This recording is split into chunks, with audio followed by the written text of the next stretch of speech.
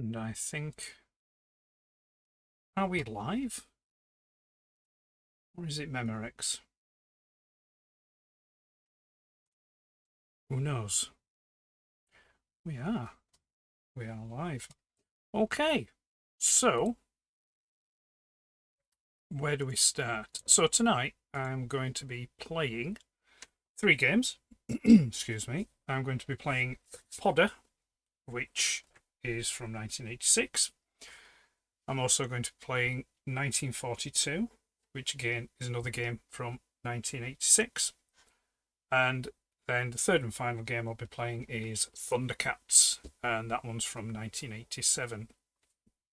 As I'm playing them, I will I'll give you a little bit of information as I'm going along, and if there's any questions that you ask while I'm doing so, I'll be happy to answer them.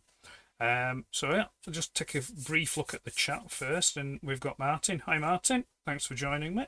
Appreciate that, sir. Hope you've had a wonderful week, and or should I say, I hope you've been okay since last saw you in the chat on Wednesday. So yeah, hope all is well. The Starman who fell to earth, hello there.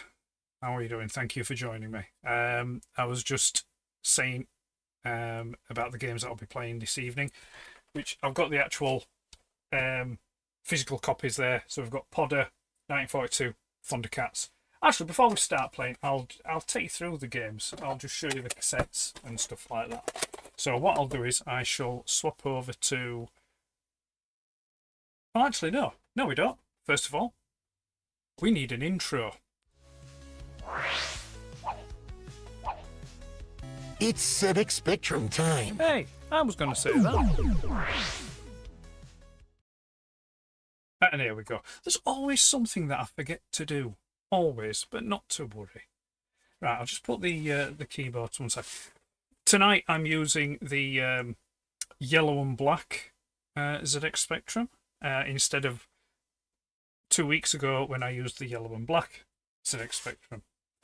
So anyway, here we go. So right, Podder. If you can see that. So yeah, Podder is tell you what. Let's no, we don't want to use that one. There we go. That's probably better for now, because you can't see it great really well down on that one. So okay. So here we go. This is Podder, and like I say, this was released in 1986. Bit of a generic artwork on there. I mean, I like the artwork, and it kind of bears a little resemblance to what actually goes off in the game itself.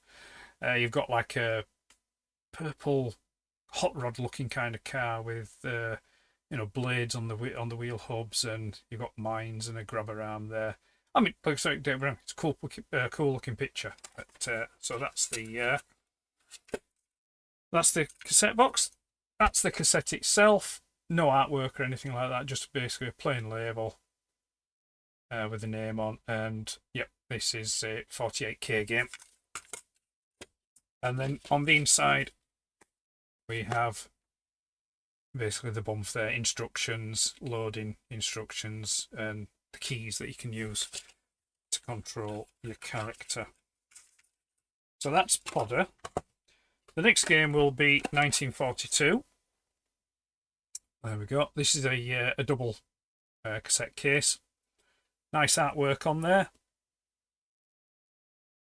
And as we know, this is based on the Capcom arcade game. Cassette. There we go. Again, just plain cassette with a white label there, 1942. And then I'll just show you the back of the inlay there. We've got a few screen grabs. Interestingly, what you'll find is with most Spectrum games, the screenshots that they do on the inlay or the cassette case very, very rarely show you the ZX Spectrum gaming screens. I think that was an intentional choice, basically because I think it would probably have put some people off. So they usually go for either the Commodore or the Amstrad CPC 464, which had a little bit more colour to them, although not necessarily better graphics. The Commodore did have a better colour palette than the Spectrum, but when it came to graphics, the Spectrum did have better graphics because it had, like, you know, it could do finer details and things like that. And then on the inside, there's nothing on the inside, it's just plain white there. And then the last cassette we've got is Thundercats. Now this really is a nice cassette box. Some really nice artwork there on that, showing you all the main characters.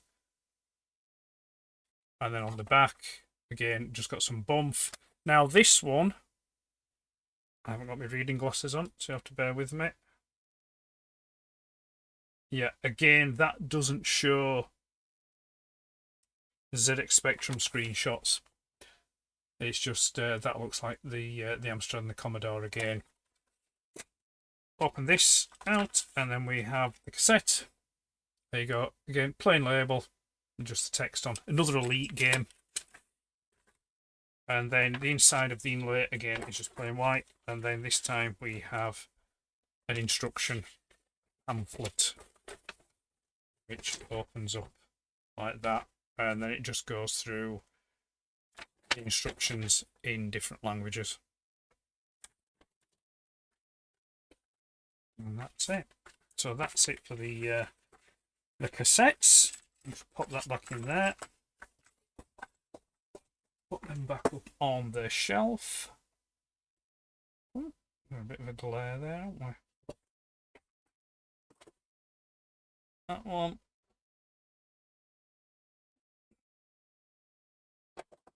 There we go. Actually, not going to see those. Right then, let's get to playing his first game then.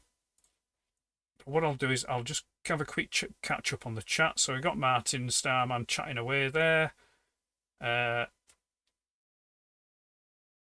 Oh, t-shirt. Yes, thank you very much, Starman. Yeah, it's one that I did myself. I just messed about with it in Photoshop and did a Horace t-shirt. Never seen that one before. I'm assuming you're referring to Podder. Yeah, it's a game. I'll talk more about it when I start playing it. Yeah, car. Yeah, I know what you mean. Yeah, there is something about that car. Maybe it's the car from the Milky Way advert. You know, the red car and the blue car kind of. It does. The grill, the front grill looks a bit like that. Maybe that's what inspired that artwork, because '86 that game came out, so that would have been round about the time when that Milky Way advert was doing the rounds on TV. Yeah, battle cars, something. Yeah. Don't remember this. Yeah, I'm assuming, Martin, you're talking about Podder again. And then, yeah, Thundercats. Yeah, Milky Way, yeah. Could be, yeah. Right then, let's get onto this, shall we? Need to fire that up. Where's my files?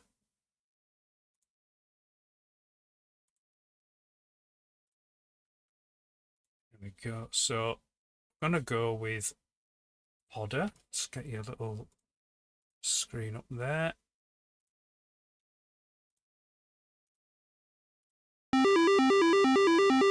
There we go. I hope you can all hear that. I hope it's not too loud. If it is, let me know, and I shall adjust the volume. Let's bring the Spectrum keyboard back in there. Right, so Podder, the aim of this game is you're a tank basically, and you have to go around collecting bits and bobs and keeping your fuel and shields up and things like that, and then destroying them. Once I get started, you'll see, here we go. Here's the little screen of it. So those are the enemy tanks. Those are the enemy crabs. Apparently you've got to fight crabs in this one again. Oh, you can hear fine. Yeah, cheers, Martin.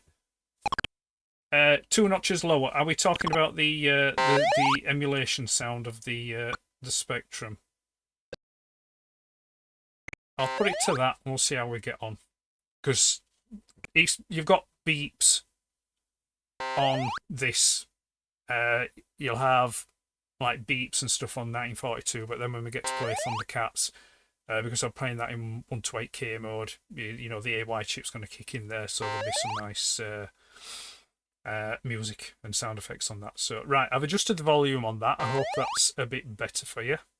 Right, cool. Let's get in and start playing this then, shall we? So, keys for this game are ZX, left and right, O and K for up and down, 0 is fire, and then M is to drop your bombs. You can't redefine the keys on this one, or else if you could, I would change these because these are quite awkward. I was never a fan of games that didn't let you redefine your keys, unless there were keys that were the standard QAOPM, which were user friendly, as they say. So all right, let's go. Right, so here we go, and I control this tank here. Oh, I just dropped a bomb. Didn't mean to drop a bomb.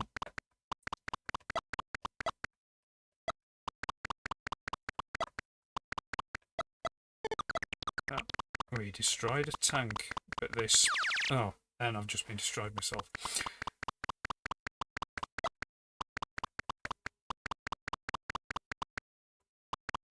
Oh.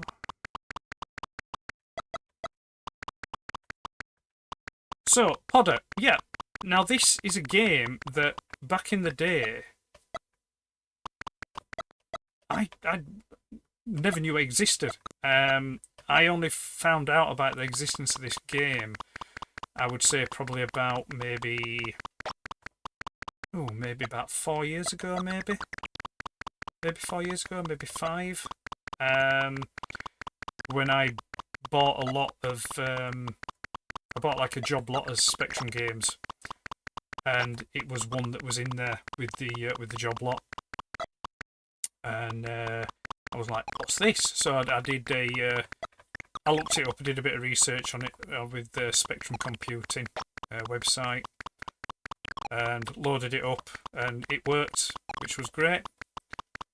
And give it a good play, and yeah, loved it. Just loved it from the start. It just really taps into the kind of Spectrum games that I like to play. Oh, yeah, taps into that that vibe of Spectrum games that I like to play. Just simple graphics. Oh, this is because I'm playing with awkward keys. Yeah, I know, I'm blaming my tools. Yeah, so yeah, it taps into that. Sorry, it taps into that thing about the type of games that I like to play. The simple graphics, simple controls, and nice looking sprites. Nice.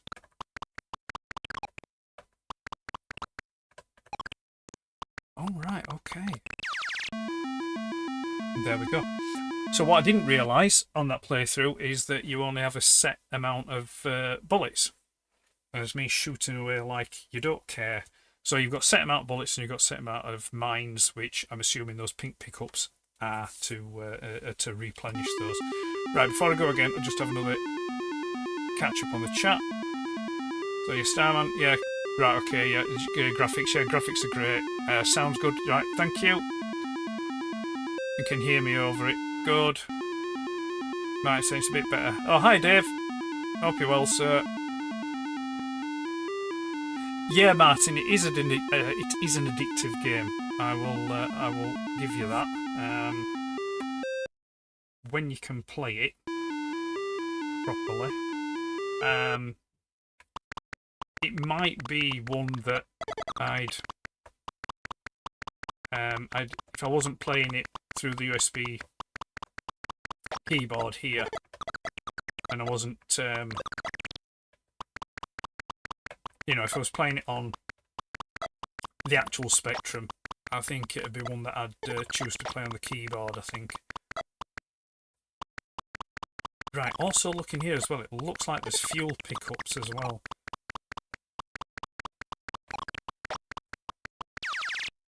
Oh, water kills you as well, right, okay.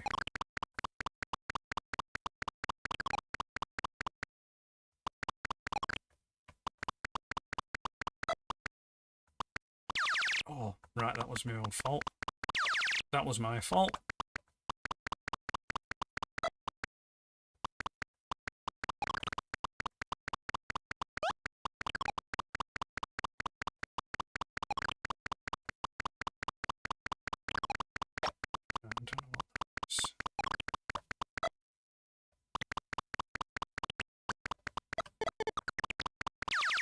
Oh dear.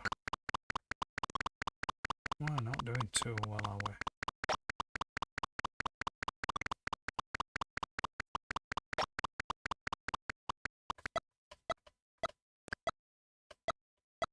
Is that something you can... No, obviously that kills you. That bouncing ball thing there. Hi, it's Lucas. Hello, Lucas. How are we doing, sir? Thank you for joining. Let's give this another crack.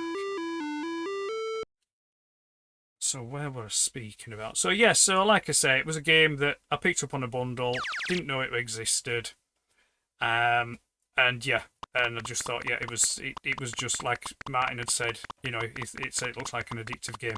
It is. So back in the day, it was released by a company called Central Solutions. Now, what you had a lot during the 80s was, because there was just such this big boom in home micros, you had a lot of software companies just sprouting up here, there and everywhere. And Central Solutions looks like it was one of those, because before I came on this evening, I did a quick search to see if I could find some information about Central Solutions, and no, couldn't find anything of them. So my assumption is that they've long since gone bust.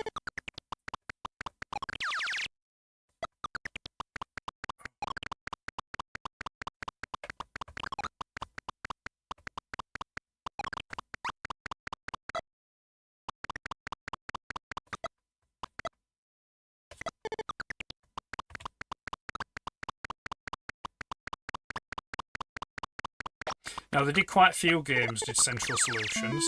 I'm dead again.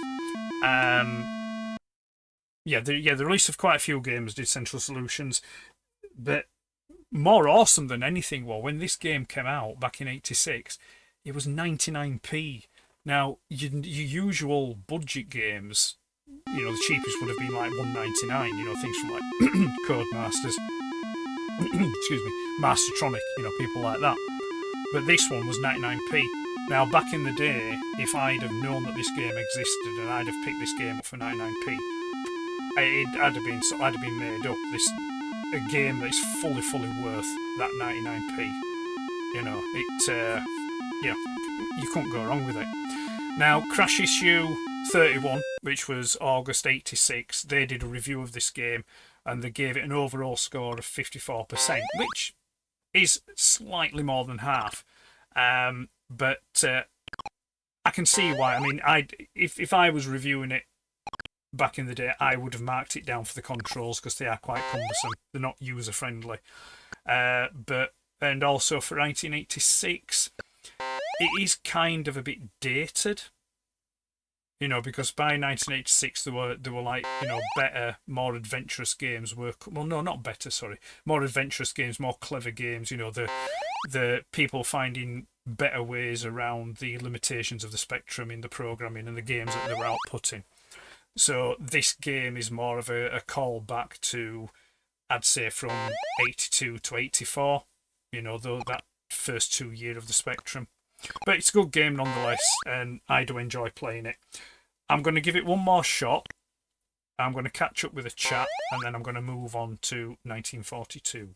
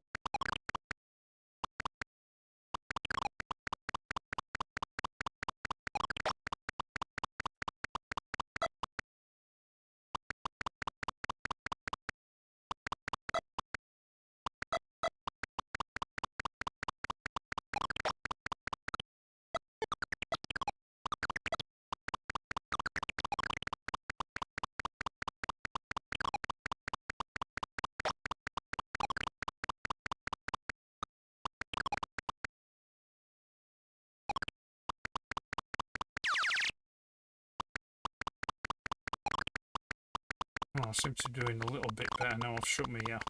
And I'm not talking. Oh.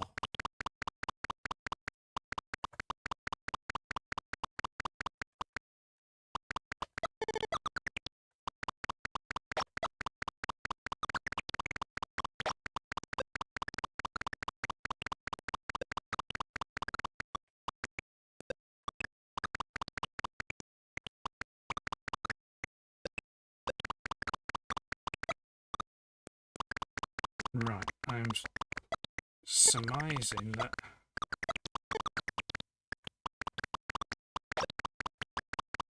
right, I can't collect that pickup because those two tanks seem to be caught in some kind of loop.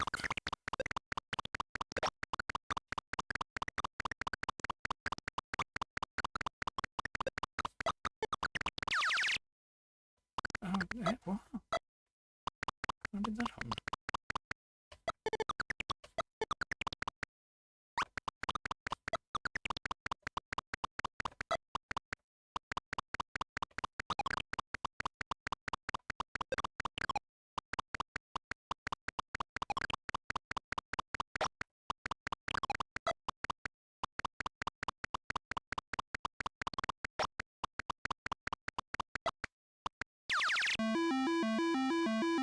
Oh, doing so well there. Right, that's Podder. Give me some thoughts. Let me know what you think about that. We'll have a little catch up on the chat, and then I shall move on to 1942. So there we go. All right. So yeah, Lucas. Yeah, hi, Lucas. Yeah, I think I said hello to you earlier on. Starman likes the feel of the game. Yeah, it is a fun game, Lucas. Yeah. Ah, thank you for that, Dave and Martin. Yep. Lucas has a mate that's dead into Spectrum. Dead into that phrase for a while.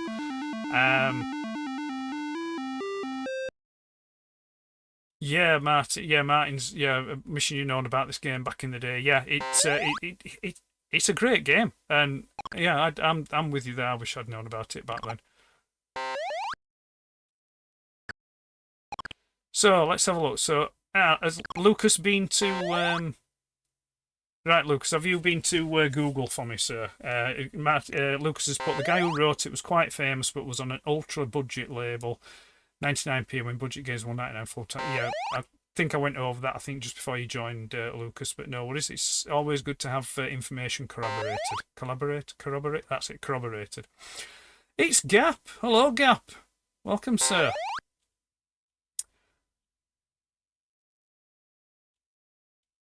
What's that? Rudy's saying, right, the artwork is homage to Ian Livingstone's Freeway Fighter. Right, I'll check that one out.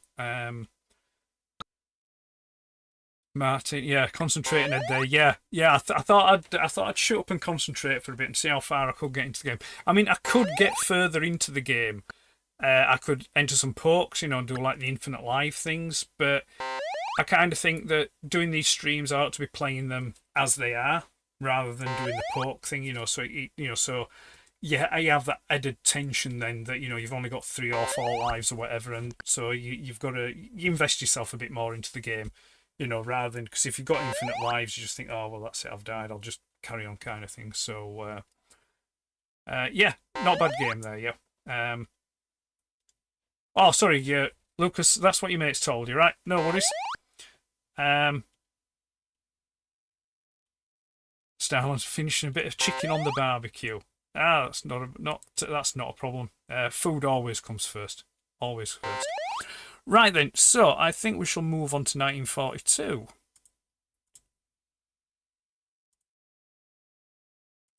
Let's reset back to tape loader. Let's bring the case cover up for 1942.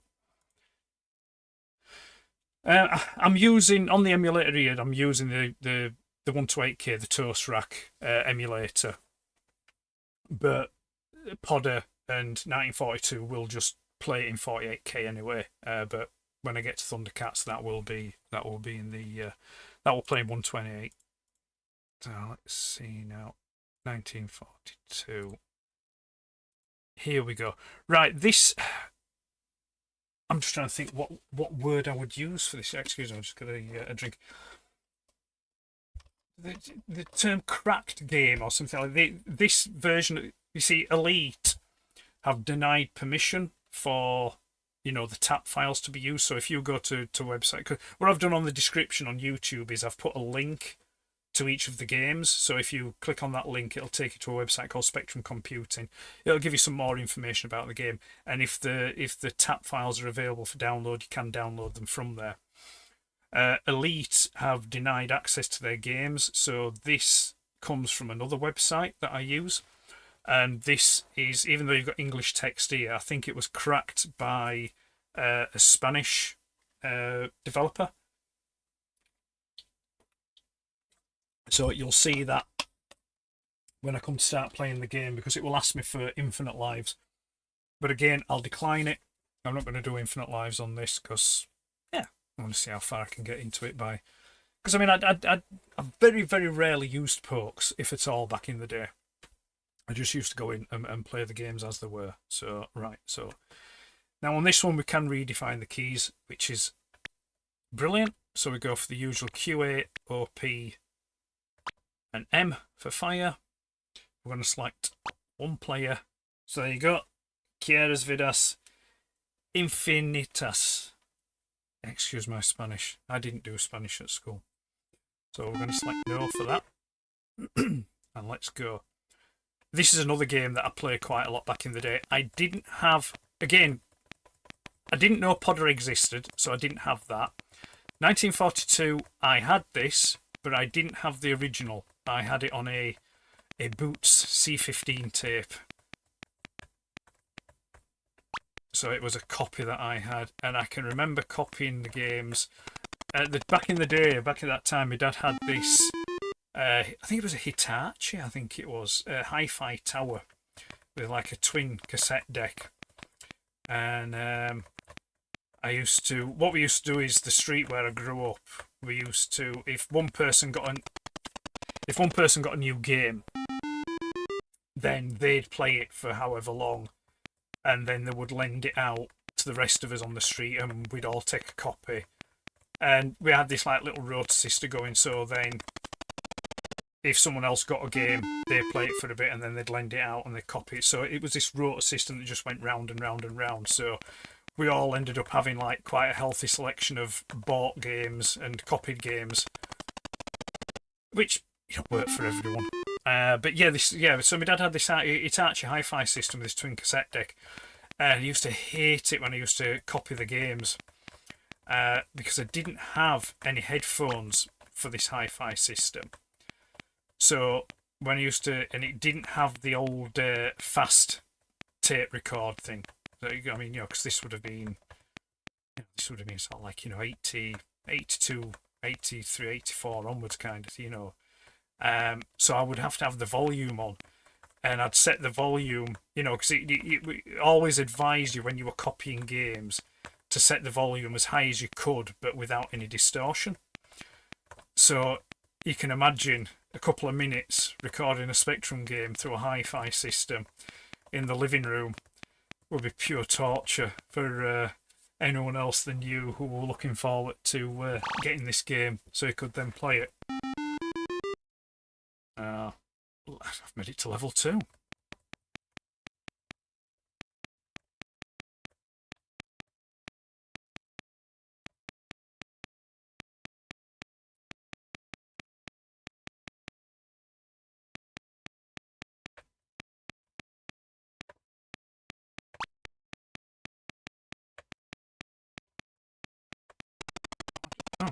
I don't know what that power-up was. And that's game over. Right, catch up on the chat. And that's the other good thing as well, without having infinite lives. It gives me a chance to catch up on the chat.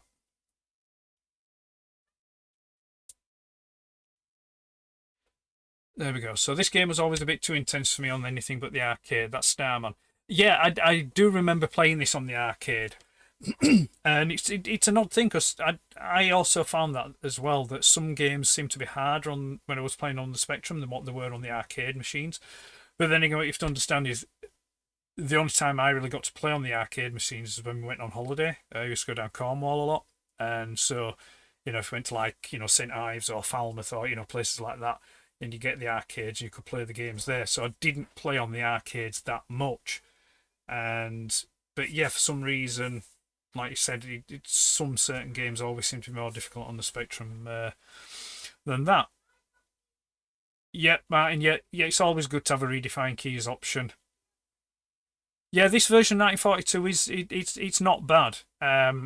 It's slower. It is more slower than the arcade version, but again, that's limitations of the Spectrum.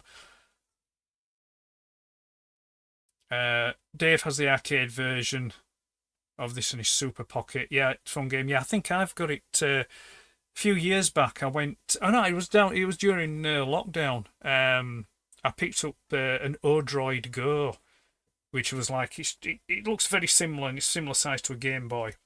But you build it yourself, and like you can put all the games on things yourself. So I did that, and I think I've got it on there for.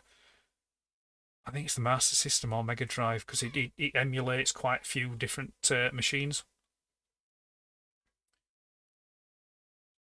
Starman's asking where I'm based. I'm based in West Yorkshire, just outside Wakefield. Martin, this. Yeah, it is. Yeah, it is. Yeah, I'm glad you remember this one, Martin. It is a playable game. Yeah. Yeah, Starman. Yeah, twin deck to copy games. Yeah. Tape to tape with high speed dubbing by any chance? No, Rudy. Unfortunately, it wasn't. This was in the days before high speed dubbing, I'm afraid.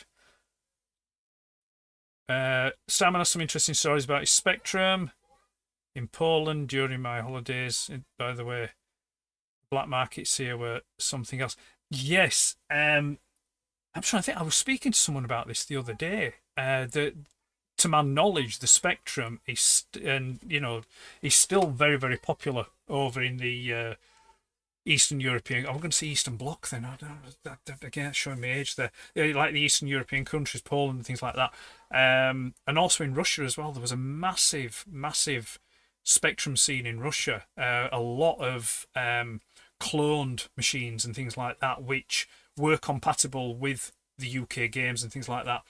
And there's also there's quite a lot of games, new games that are being made that are coming out of Russia. The last stream I did 2 weeks ago, I played a game called Yazi from Retro Souls, and that was a Russian developed game. Fantastic game, love that game. Yeah, I'm happy to chat with you about that one, Starman. We'll have to hook up at some point and have a chat and have some reminiscence, some Spectrum memories there. Yeah, we've got Pixel aircraft carrier on that one. For the Rudy, yeah, for the aircraft carrier. Yeah, Starman. Yeah, high speed dubbing. Yeah, I think the way that the Spectrum games were coded onto the cassettes, I think that kind of didn't lend them to copying very well on high speed dubbing, and also as well, I think that's what made them very volume sensitive as well. Not just with copying, but also when you were loading the games up, you would have to. I'm just trying to think if I've got a machine. Yeah, if I bring this machine in down here, if I bring this old, I'll just slide that to one side a moment. Yeah, this old Philips unit. Now this one was sort of like aimed at game players. I won't say primarily aimed at game players, but it did have game players in mind. Because it not only does it have a volume button, but it also has a tone dial as well, so you can alter the tone for loading games. Because, like I say, it was actually quite important. Because if you got the volume wrong when loading up, some games just wouldn't load. That was then until you got companies like Dixon's, who produced game-specific tape recorder. So this was made and built specific for loading games, and you just had one volume button at the side, which this isn't one of mine from back in the day, but the one I had back in the day, I can't remember what, I think it was might have been a Sanyo or something. I mean, I had loads because you use them that much they break. And I always made a pen mark on the side by the volume button, so I knew where to put it for games. And 99% of the time it worked. Sometimes it didn't, because you'd always have that one game that needed a different volume or sound level to load. So, right, I'll just another quick catch up on the chat, and then I'll go back into 1942 again. Oh, where am I now? Now, right, so Stammer says, yes, half Polish, raised in UK. Has come back with compilation tapes which people made at the markets here for me. Right, yeah. No, compilation tapes on a. I think the biggest tape I ever used, I think probably maybe a C90, and I had loads. You could get loads of games on a C90, but there was always this myth about not using a C120, because apparently the myth was that the tape was thin and it would stretch easily and the tape would snap. So there we go. Right, okay, I'm caught up with the chat. Let's get back into. I better put my name in. I've achieved a high score. There we go.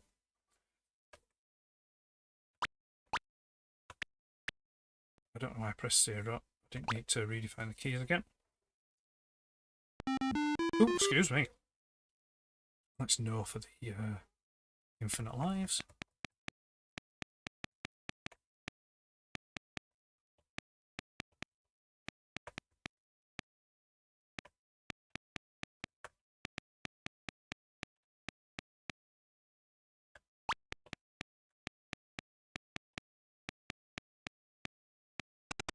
Now, if I use my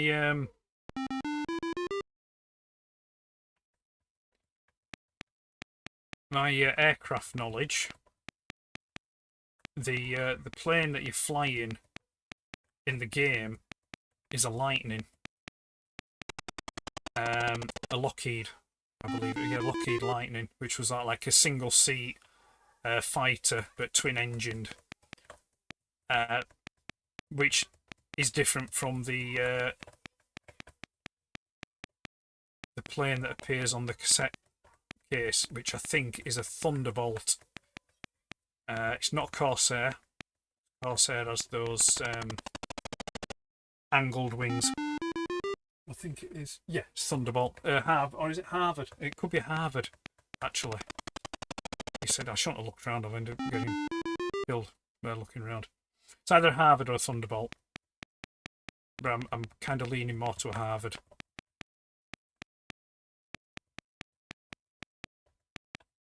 Right, I'm going to go quiet for a minute and concentrate a bit. See how far we can get in here. Not very far. Okay, we're going to go again. Why won't we? Why won't we?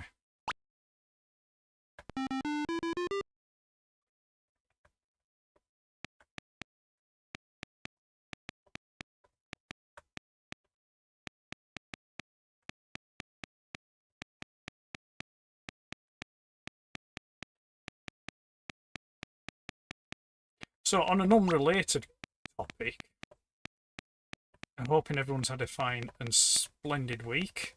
I was discussing with Gareth the other day.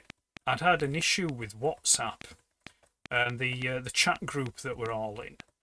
For some reason, the chat group had stopped putting people's names up. It was just putting numbers up, and I thought, what's going on here? You know, what's and I'd phoned him to ask him if he'd had any problem. Well, there are probably two reasons why we're having this trouble. Earlier on in the week, my phone decided to implode, so I've ended up having to get another phone.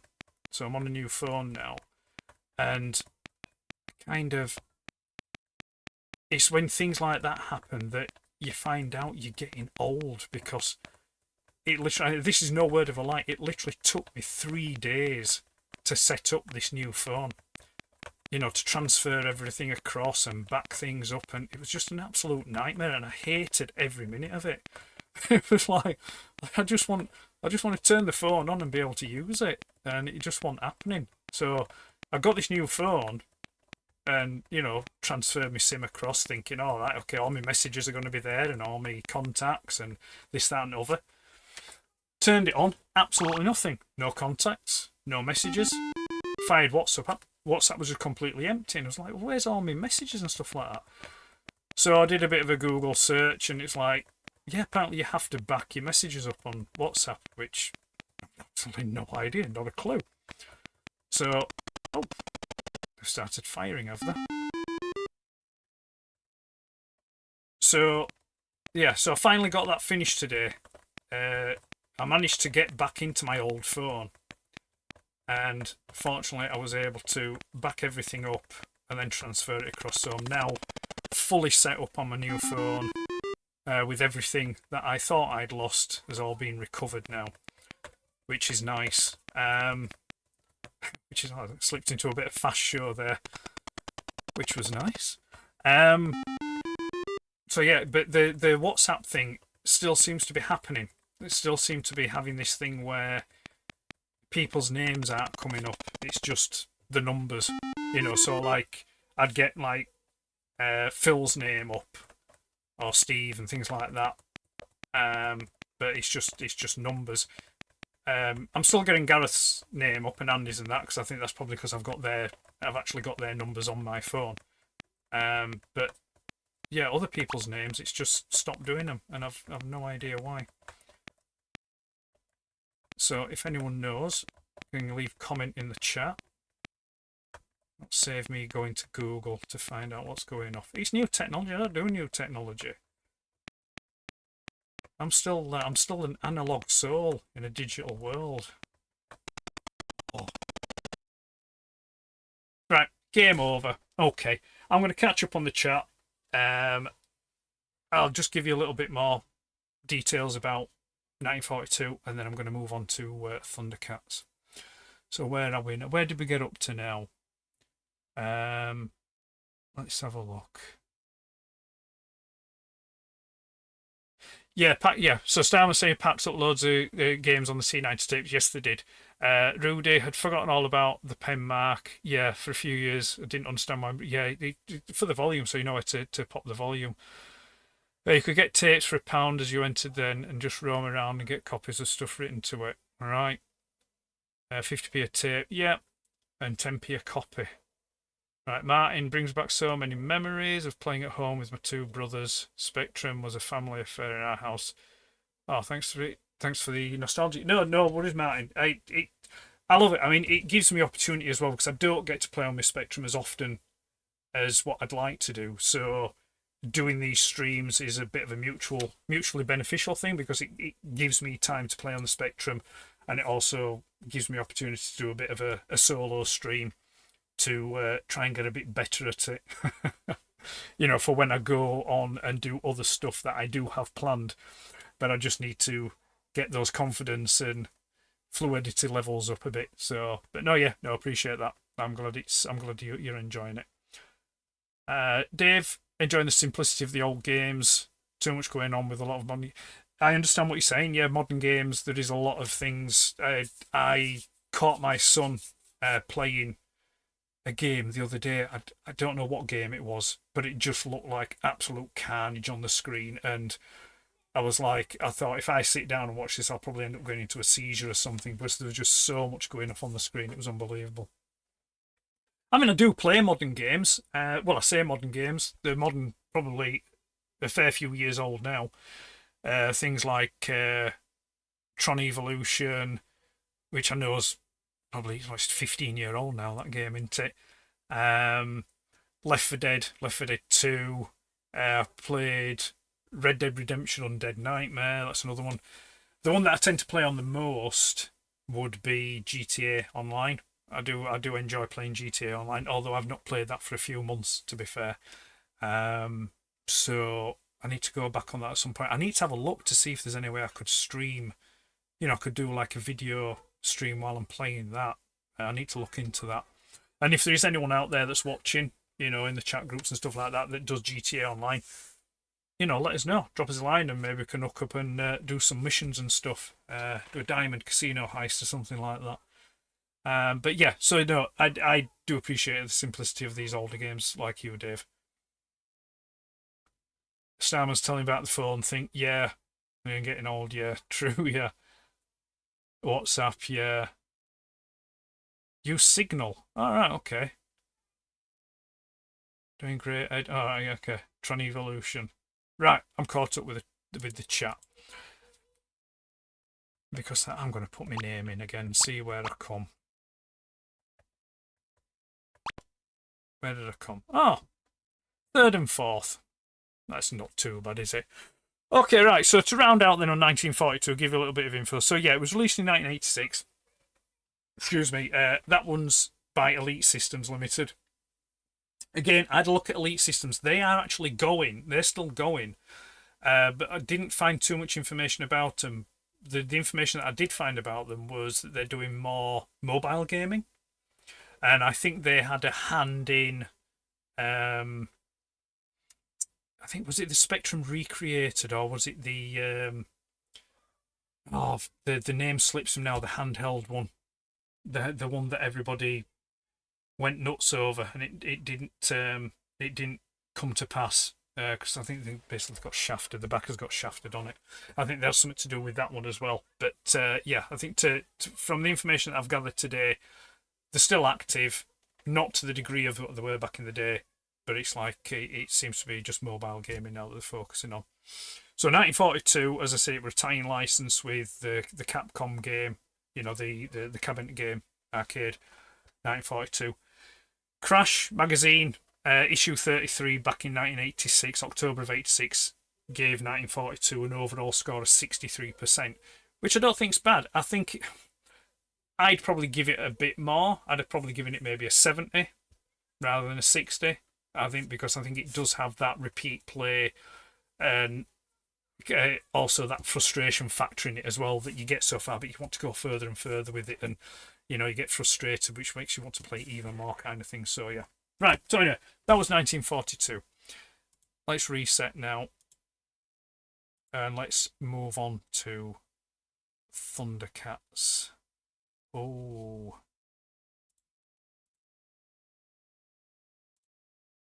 Right, this is where we get some nice music and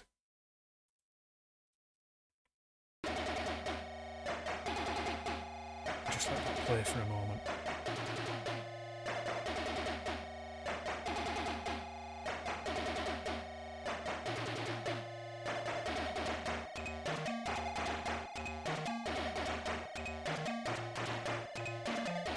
That's not a bad tune, is it? Sorry, I just phased out then. I was just reading the chats.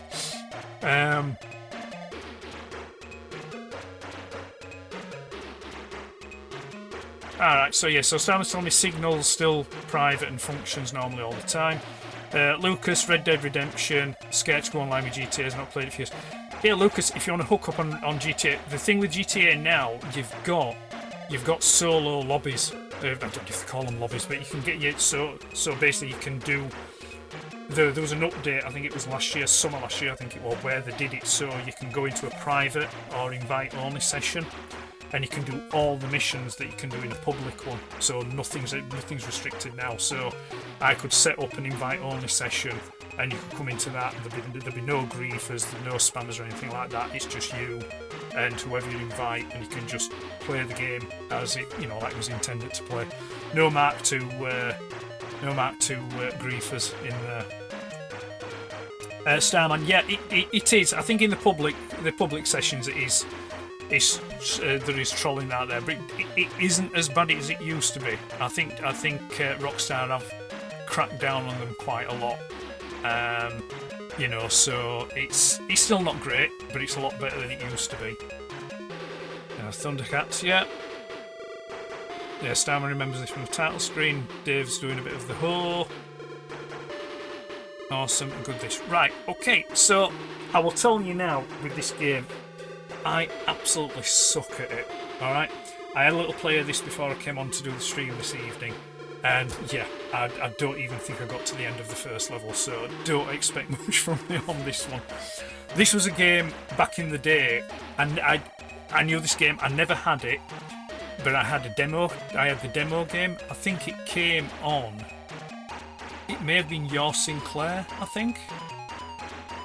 It was either your Sinclair user, and it was the demo tape. So I had the demo of the game, and I used to play that a lot. And I think that probably had. I think it was just the first level. I think it was. It may have had the first 2 levels, and I played that, but I never had the full game. And like within that group of friends that I had growing up on the street where I grew up, none of them had Thundercats. None of them had this game either. So no. So my experience of playing this game is as an older gentleman, let's say. So that was it. Oh, actually, before I do, I will go back. So I did mention about Podder when that first came out, Central Solutions, it was 99p. I forgot to tell you the price of 1942. So in 86, when 1942 came out, that was $7.95. So that was quite, not an expensive game. There were games that were dearer than that, but that was like a premium price. That was your average upper end. You know, your average games were probably around about $5.95.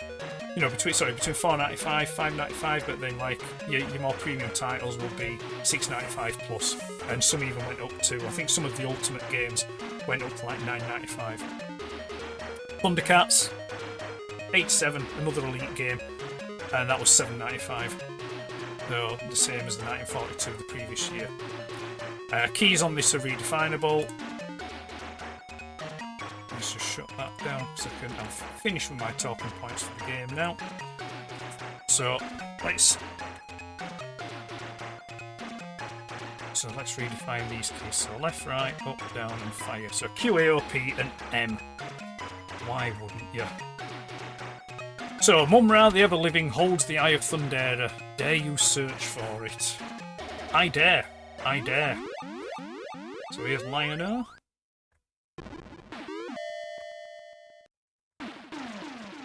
There we go, straight away.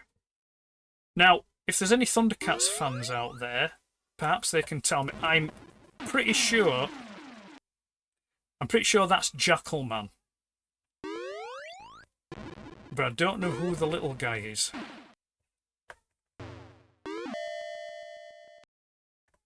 So if anyone knows who the little guy is,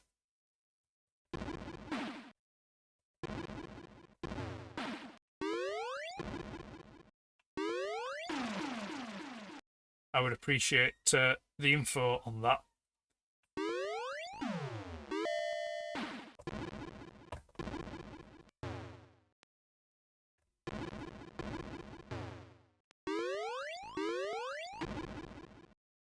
Now the thing about this is it's not very responsive. It's not very responsive through the rubber keys. Oh, what do you know? I've got to the end of the first level.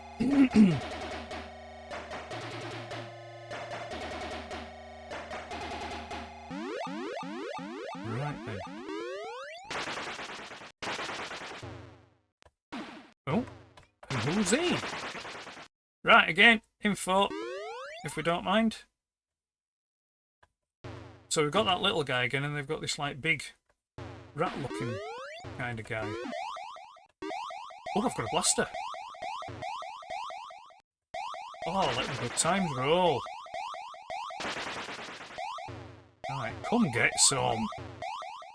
Bit of Duke Nukem there. I'm not going to collect, so I'm going to keep this blaster for a bit.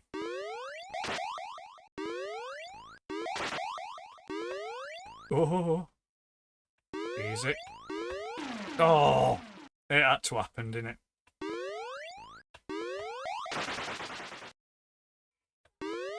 No.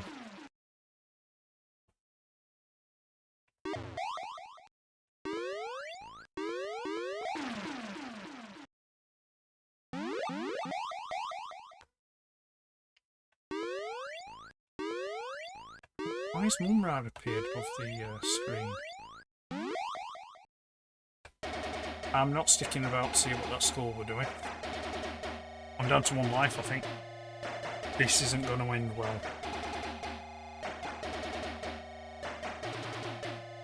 Oh!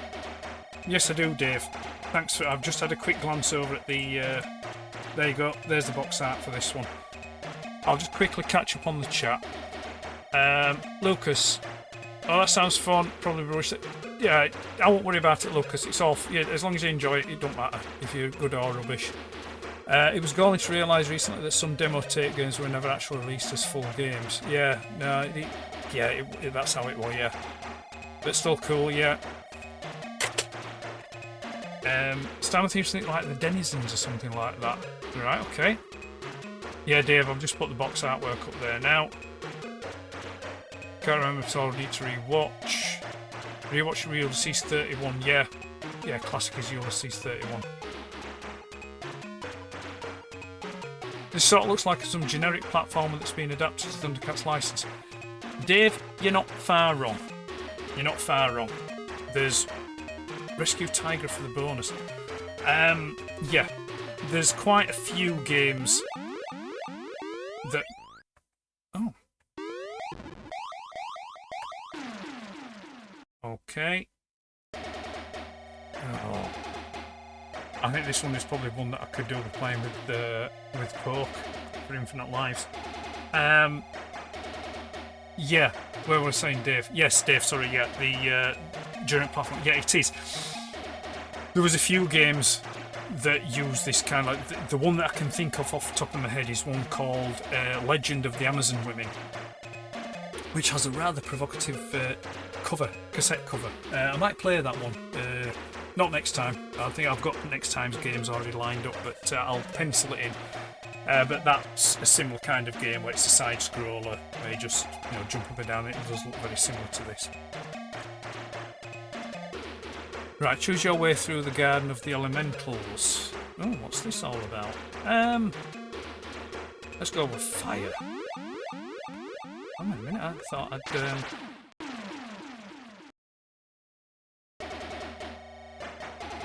Okay. Oh, I get to put my name in.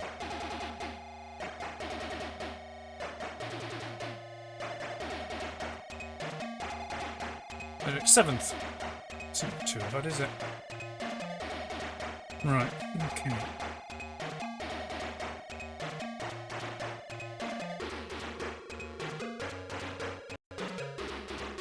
Let's go in for another go.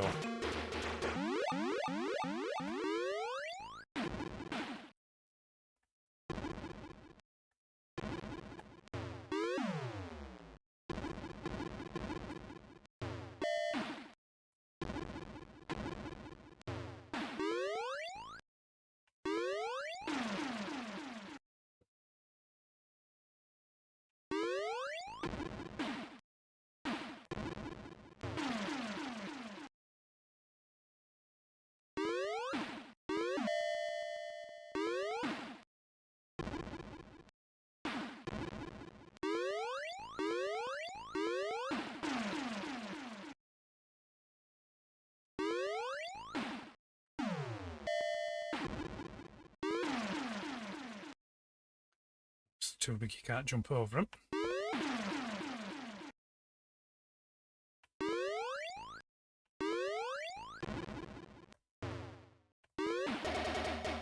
Oh, we got to the end of that first level quicker than what we did last time.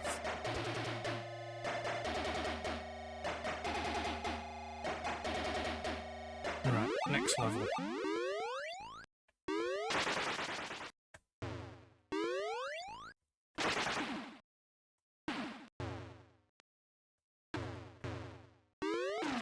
No.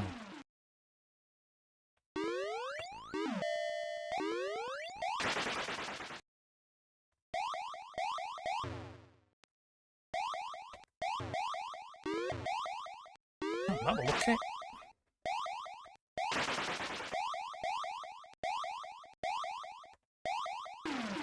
That wasn't so lucky. Stood still for too long. Oh. Unbelievable. I've not even put my name in for that. That doesn't warrant having my name put in.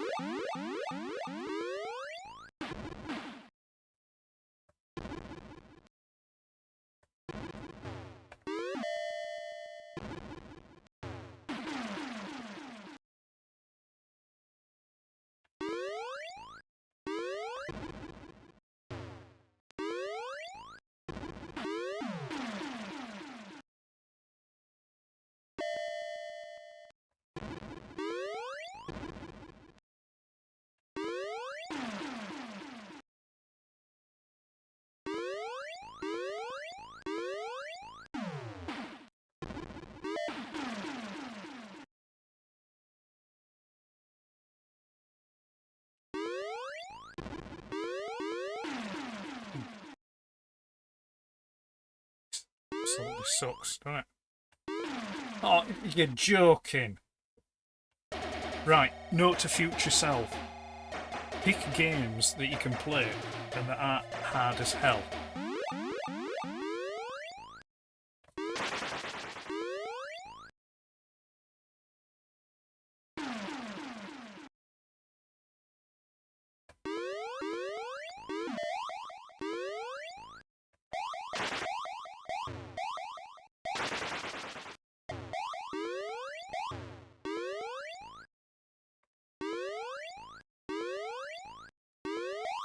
No.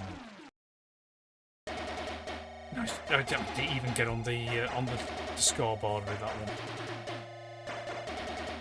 one. Come on, glutton for punishment. Take it a bit slower this time. No. Even take. I'm going to try it on the normal keyboard.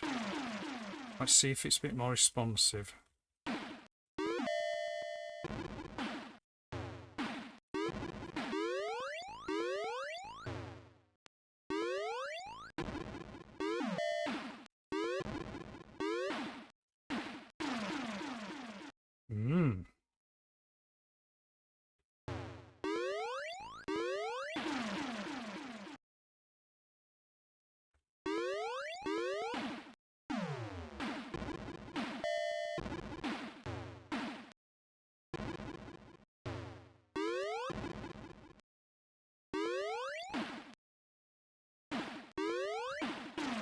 Oh,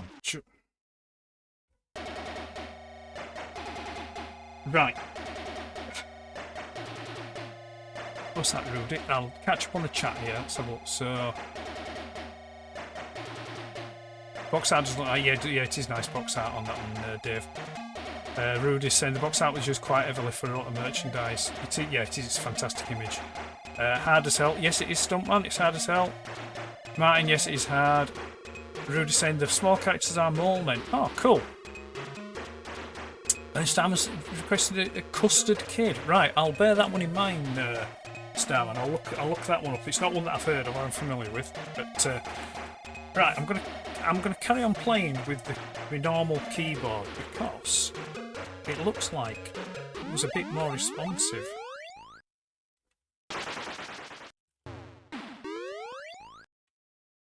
I know it defeats the object of the streams, you know, playing it as authentically as I can, but I want to give you value for money here. I want to try and get as far into the game as I can for you.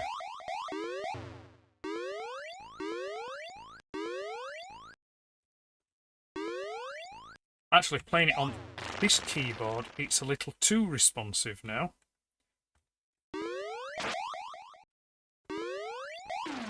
Yeah, far too responsive now.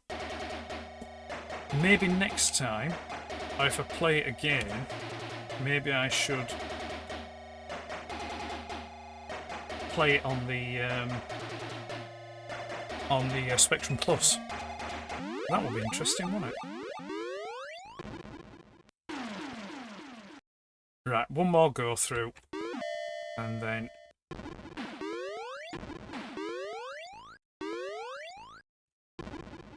we're going to call it a day with Thundercats.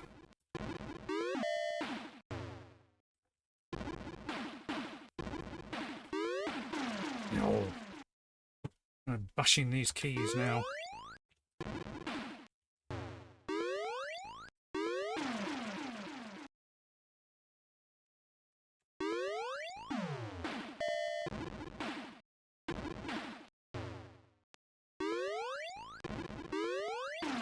Oh dear.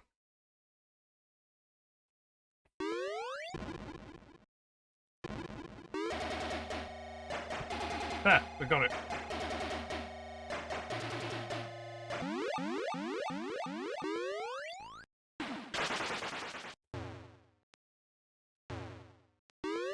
Did anyone say what those big characters were?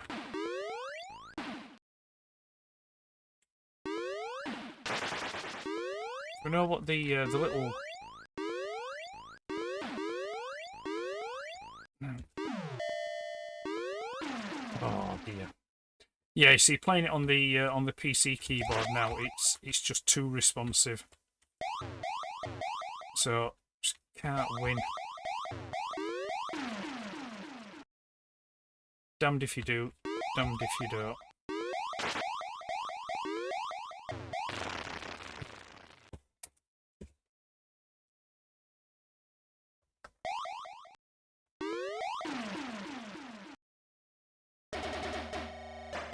Well, I managed to get 9th.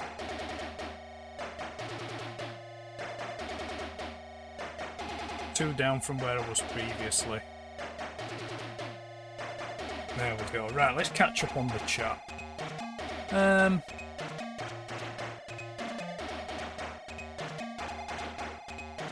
Right, so yeah, so Starman has suggested a game called The Custard Kid.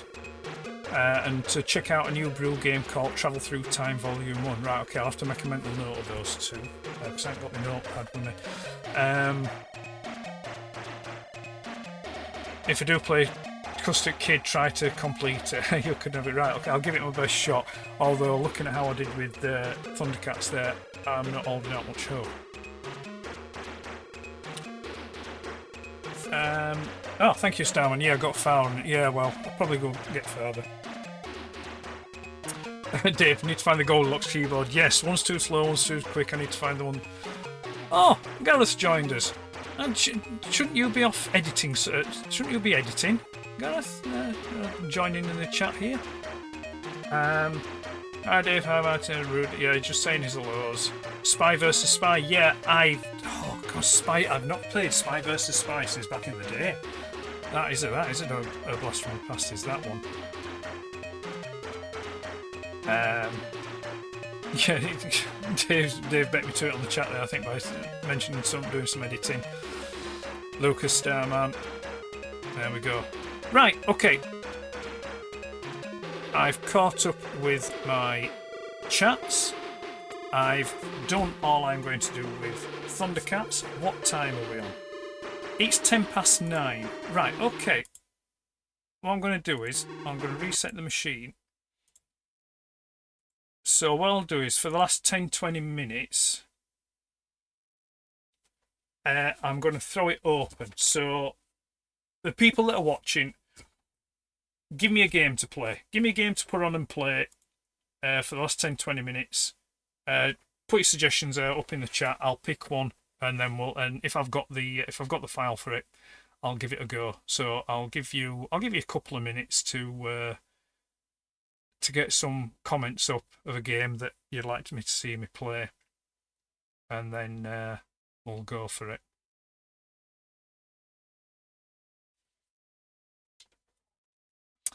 Let's have a catch up on the chat while we're doing that. So Gareth's been watching something with the family, but he had this playing on his phone in the background.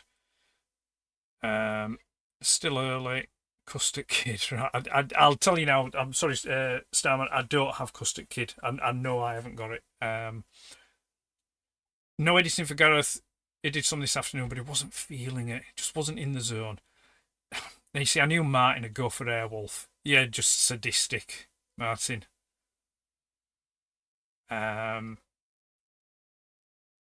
GTA. No, I can't play GTA.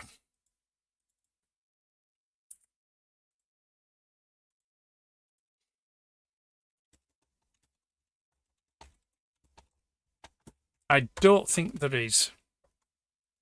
There isn't GTA. Well, I don't. No, actually, no. There is. There is a GTA for the Spectrum. Right. Let's have a look.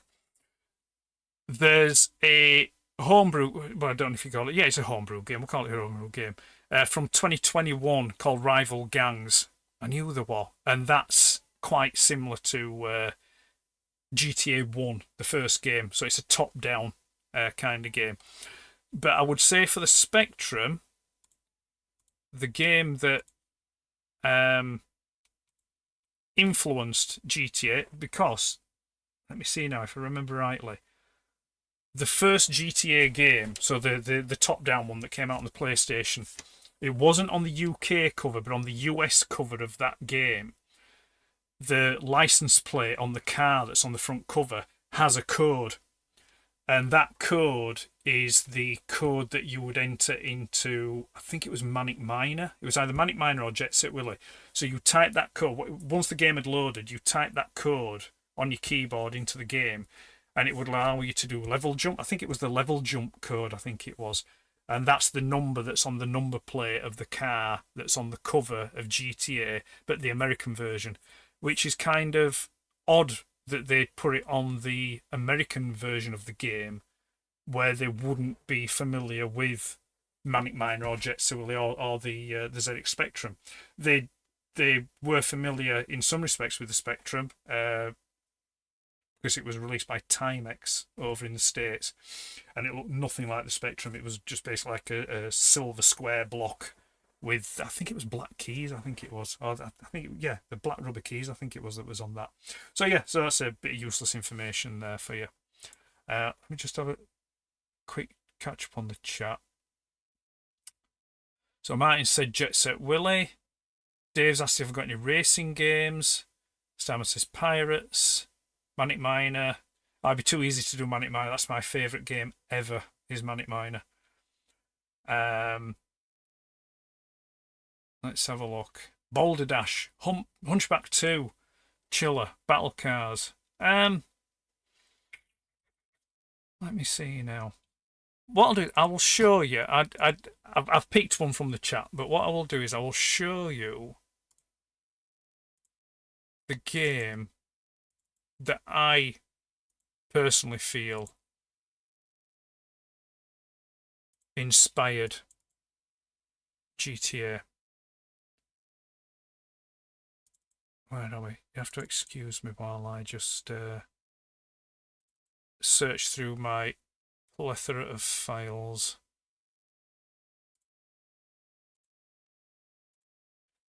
And this is it, Turbo Esprit.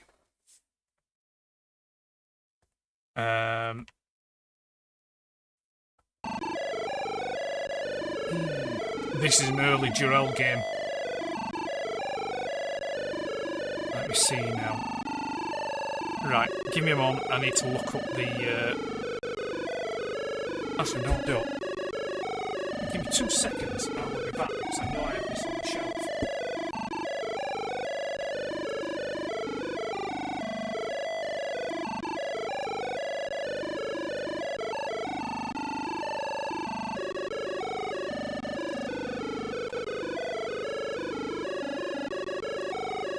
Oh, there we go. That's not very good, is it? Disappearing on my own live stream. There we go. Turbo Esprit, Durrell.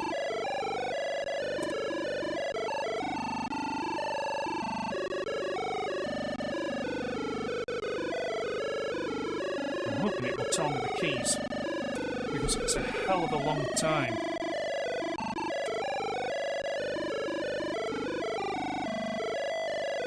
Oh, 2 alter playing keys. Why didn't I just read the menu first? Left, right, fire. Fire, slow, fast, map, wait. There you go. That'll teach me for not paying attention. Oh, you got to see the cassette case and the inlay for it, if nothing else. The other thing that was cool about Durrell games, while I've got your attention, blue cassettes. This was on Durrell's part to basically try and combat piracy. They would put their games out on blue cassettes. Yeah, and also you probably can't see it, but the feed tape before the actual game starts loading actually has Durrell printed on it on the thing, because to try and stop those kids doing tape to tape. Right, so we'll keep the skill level as it is. And we'll go straight to it. So you've got the setup here. It's like you're looking out of the car, the driving, with steering wheel. So you've got your fuel, you've got your engine temperature, you've got your revs, and you have got your speed up. And so you can go and drive. You can overtake. Now, the keen eye might notice when you actually go and turn corners, it has indicators that flash, which I used to love playing this game back in the day. And you can also fire. You can just see those faint little dots there. And then to do a sharp turn, you need to press your fire button with your direction key to do your sharp turn. And then what you can do is, if I bring the map up, you can scroll on your map. Because it tells you, in the game, it tells you where to go to look for the bad guys and arrest the bad guys and things. Oh, there they are. So they're going up. They're on in between M15 and N20. So where am I? I'm down here, so I need to turn round. Do a bit of a U-turn in the road here, like that. There we go. Get full speed up here.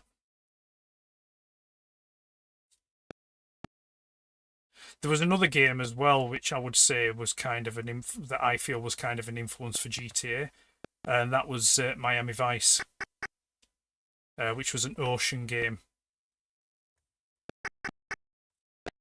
Oh, right, let me just go back to the map. Oh no, I've gone one over, haven't I?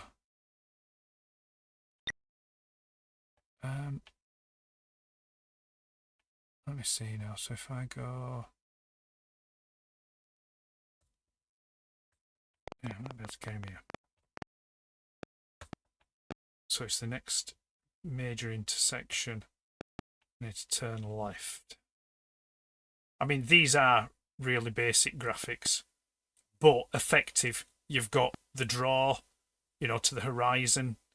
The way that the buildings and the other cars move past give you the effect that you are moving. So it's very effective, and for an early ZX Spectrum game, I think it's a cracker. And like I said, I played hours on this game. Oh.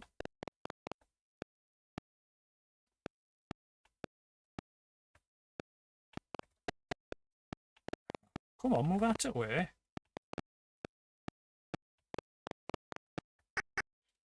Just go back to map. Oh, he's there. I'll wait for him to come past. There he is. Oh, no.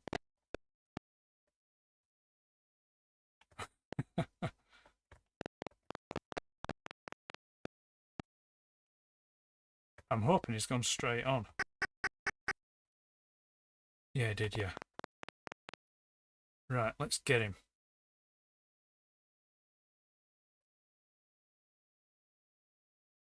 There he is. I can see him.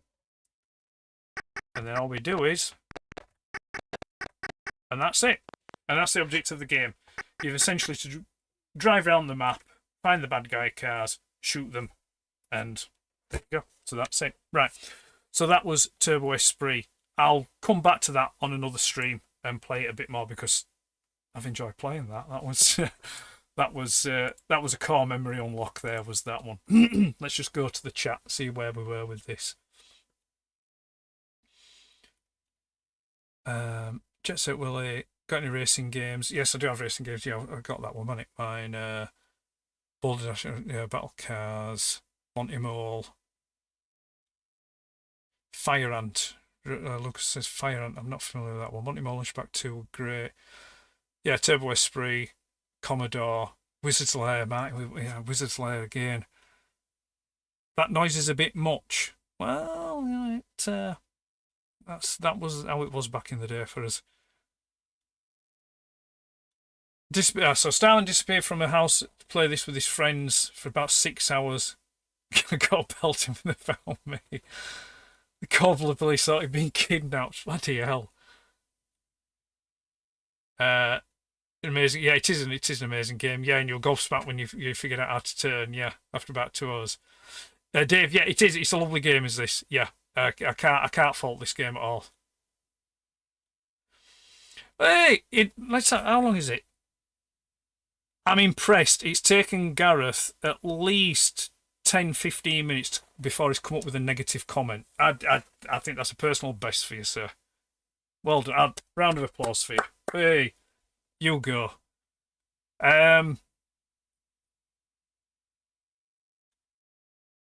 So that said, he did love playing his mum's Atari 2600. 2600 is a cracking machine. I have one myself. I have a box one over there, and I have one just down here to my side. See this hand here? This hand's going down to where my 2600 is. And I've got a little TV just off to the side here. So I'll fire it up and I'll have a go on that. I've also got my +2 Spectrum just here as well. Pac-Man and Space Invaders for the win. And a bit of Frogger and Centipede. Asteroids was good. There were some belting games for the 2600. There really were. Right, I have made my decision about what game I'm going to play briefly. Although it's going to be very brief now because we're on a bit too long on Turbo Esprit. And then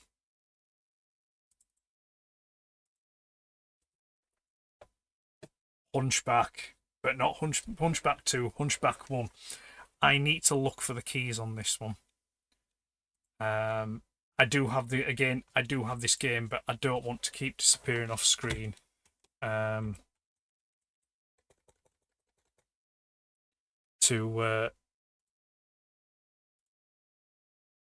get the case, so I'll head to Spectrum Computing. So Hunchback is another Ocean game, and this one's from 1984. And back in the day, this would have set you back £5.90, which was a lot of money in 1984 for a game. Right, so we've got QW, which is left and right, and symbol shift for jump. That's pretty easy to remember.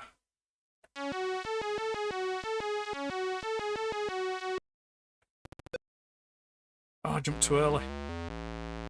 Now, this is a game I did have back in the day. I played it quite a lot, and as you can see now, the same is... I suck at it. Why is it jumping when I don't want him to jump?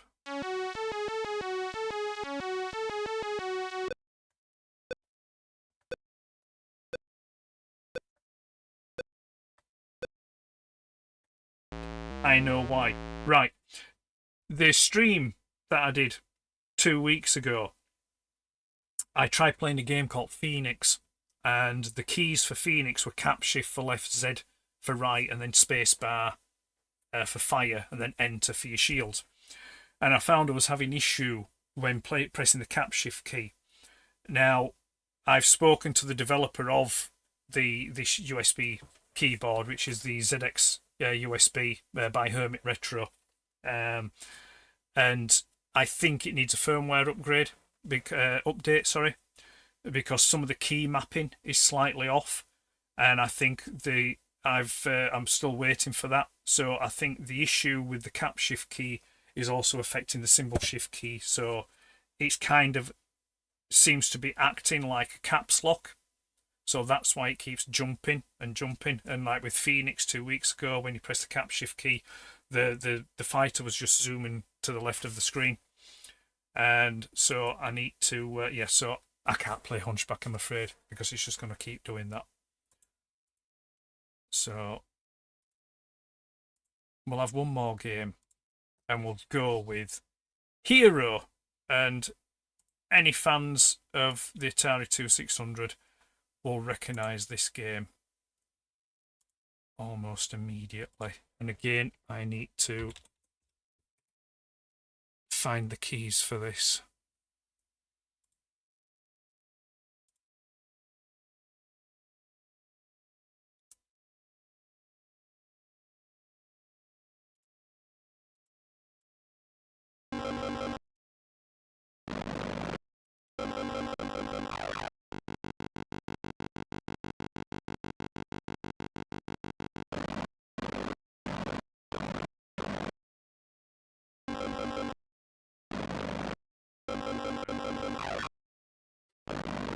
This isn't working at all. I'm going to have to unplug that because it's now that symbol shift key with it being stuck on the USB key, the Spectrum keyboard. It's now affecting. Right,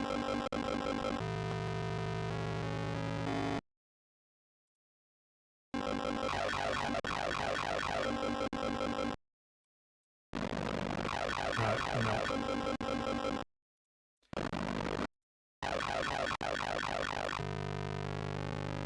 We're gonna have to just figure this one out, aren't we?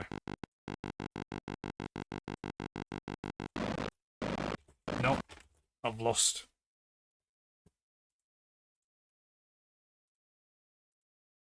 Right, I'm afraid I'm going to have to call it a day with that because it looks like the bug on that Spectrum keyboard has kind of played a bit of havoc with my normal keyboard and some of the settings, so I can't play anymore, I'm afraid. And Fuse is going to shut down. That's disappointing. I'm going to have to sort that out now before I might as well go back to. There we go. Sorry about that, folks. There's something's obviously gone off there.